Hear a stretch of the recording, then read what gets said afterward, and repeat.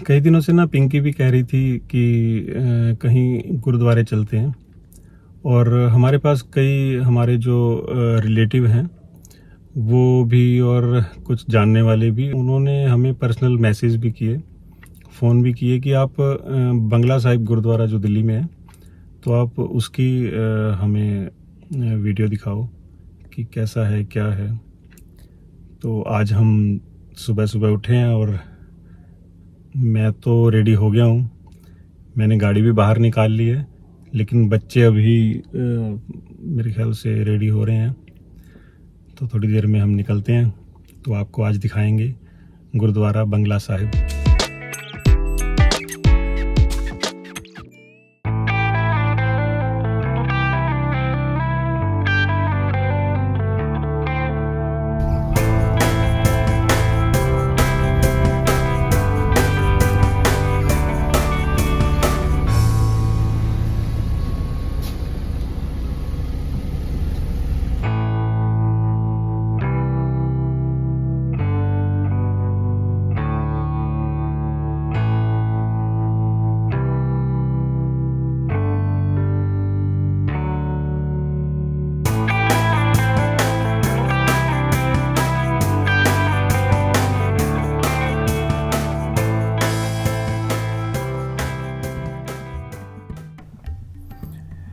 ये है जी गुरुद्वारा बंगला साहिब। हम गुरुद्वारे बंगला साहिब में पहुंच गए हैं।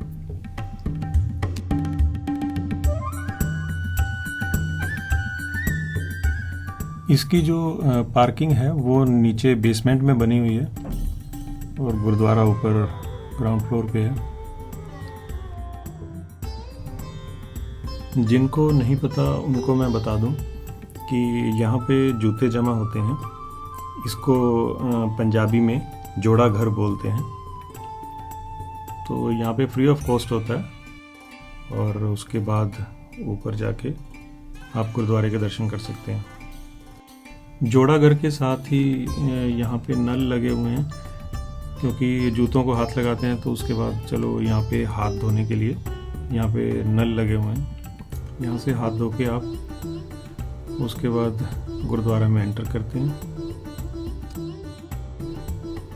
गुरुद्वारे में एक चीज़ बड़ी ख़ास होती है, और सभी गुरुद्वारे में होता है ये, कि जब गुरुद्वारे में एंटर करते हैं उससे पहले आपको गेट पे ही एक पानी का टैंक बना होता है छोटा सा, जिसमें पानी बहता रहता है और आप उसमें पैर डालते हैं तो पैर वॉश हो जाते हैं और उसके बाद आप गुरुद्वारे में एंटर करते हैं। तो इससे होता क्या है कि गुरुद्वारा जो है वो साफ़ सुथरा रहता है। जो पैरों पे हल्की फुल्की मिट्टी या डस्ट लगी है वो पानी के साथ वॉश हो जाती है, तो गुरुद्वारा साफ़ सुथरा रहता है। और जो हल्की फुल्की स्मेल होती है जूतों की वजह से, सॉक्स की वजह से, वो भी नहीं आती। तो इसलिए जो है गुरुद्वारे की एयर है, जो हवा है, जो वो बिल्कुल फ्रेश रहती है।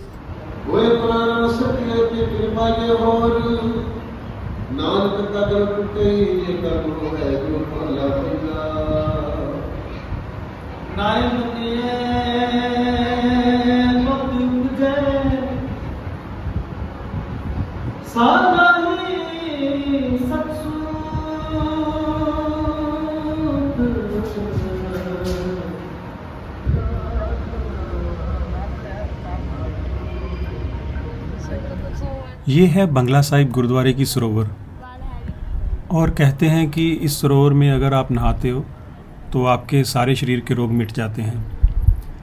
लोगों की आस्था है इस सरोवर के प्रति। और ये छोटे गुरुद्वारे जो होते हैं उनमें नहीं होती, जो ये बड़े गुरुद्वारे होते हैं, ऐतिहासिक गुरुद्वारे होते हैं, उनमें हर गुरुद्वारे में आपको ये सरोवर मिलेगी। और आप ये देखो कि कितनी सफाई है इस जगह पे, कितनी पब्लिक आती है, कितने लोग आते हैं, लेकिन उसके बावजूद कितनी सफाई होती है गुरुद्वारे में। कहीं आपको कोई गंदगी नहीं मिलेगी, कोई चीज़ गिरी हुई नहीं मिलेगी, बिल्कुल साफ़ सुथरा गुरुद्वारा मिलेगा। और ये सफाई का काम इनका चलता ही रहता है। लोग आते हैं, आके सेवा करते हैं, तो ये काम चलता ही रहता है। और ये देखो सरोवर के अंदर इन्होंने मछलियाँ छोड़ी हुई हैं, ताकि सरोवर का पानी जो है वो साफ़ रहे, क्योंकि मछलियाँ जो हैं वो छोटे मोटे कीड़े मकोड़े या जो भी चीज़ अंदर होती है खाने की, वो सब चीज़ें खा जाती हैं और बिल्कुल साफ़ सुथरा पानी रहता है। इस गुरुद्वारे का नाम तो हमने कई बार सुना होगा, कई बार हम आए भी होंगे, लेकिन कभी आपने सोचा है कि इस गुरुद्वारे का नाम बंगला साहिब क्यों रखा गया और किसने इस गुरुद्वारे की स्थापना की और कब की? तो मैं आपको थोड़ा सा इसके बारे में बता देता हूँ। जिस जगह पे ये गुरुद्वारा बना हुआ है, यहाँ पर पहले एक बंगला हुआ करता था और वो बंगला था राजा जय सिंह का। और आज जिस जगह ये गुरुद्वारा बना हुआ है, इस जगह का नाम पहले जयसिंहपुरा था।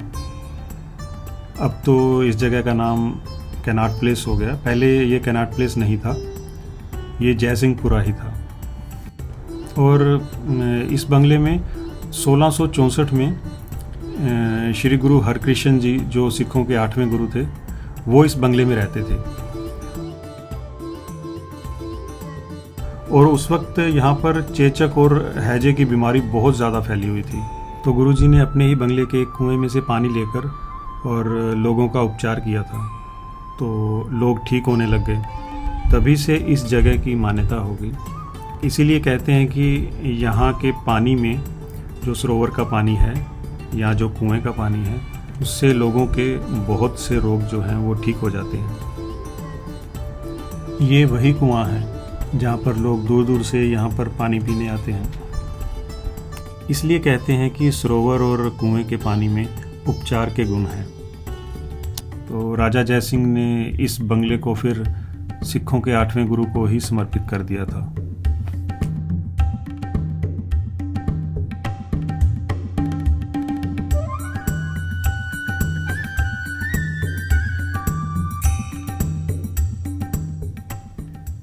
यहाँ पर किसी भी तरह का कोई भी प्रसाद का चढ़ावा नहीं चढ़ता, लेकिन हर एक श्रद्धालु को जो भी यहाँ पर आता है उसको फ्री में प्रसाद मिलता है। और उस प्रक्रिया को जारी रखने के लिए, ताकि हर एक को प्रसाद मिलता रहे, तो इन्होंने एक जगह बना रखी है जहाँ से आप प्रसाद को बाय कर सकते हैं, प्रसाद को खरीद सकते हैं और उस जगह पर दे सकते हैं जहाँ पर प्रसाद का लंगर लगा हुआ है। तो यहाँ से लोग अपने घर के लिए भी प्रसाद ले जाते हैं और कुछ लोग यहाँ से प्रसाद खरीद कर और उस जगह दे देते हैं जहाँ पर प्रसाद का लंगर चल रहा होता है।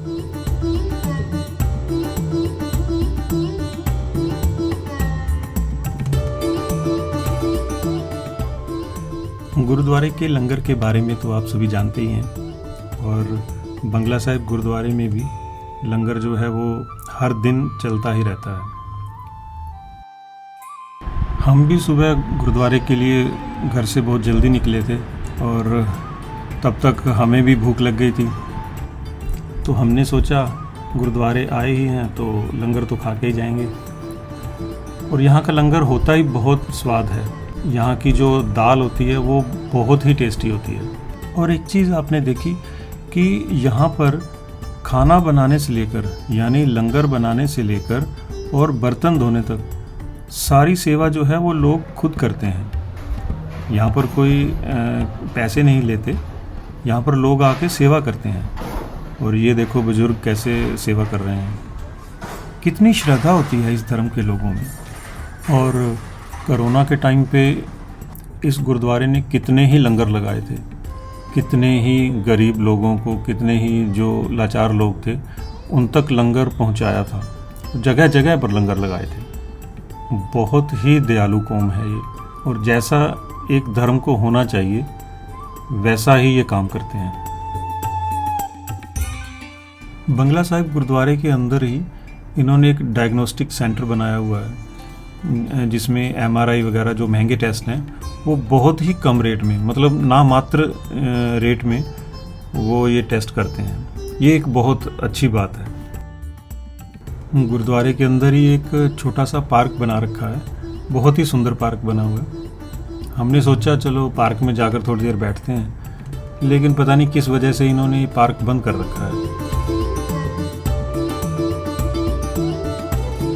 और ये देखो यहाँ पे पानी की सेवा तो चलती ही रहती है, गर्मी हो सर्दी हो पानी तो चलता ही रहता है। जहाँ दिल्ली में पानी की बोतलें बिकती हैं, है ना, और 2-2 रुपए का जो 4-4 रुपए का जो गिलास पानी का बिकता है, और यहाँ गुरुद्वारे में पानी बिल्कुल फ्री होता है और ये पानी का लंगर चलता ही रहता है।